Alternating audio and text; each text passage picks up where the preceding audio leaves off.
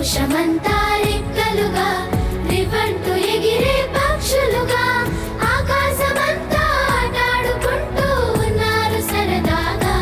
ఒకరేమో సీను ఒకరేమో జున్ను కలిసారే ప్రాణంగా కురిసారే వర్షంగా.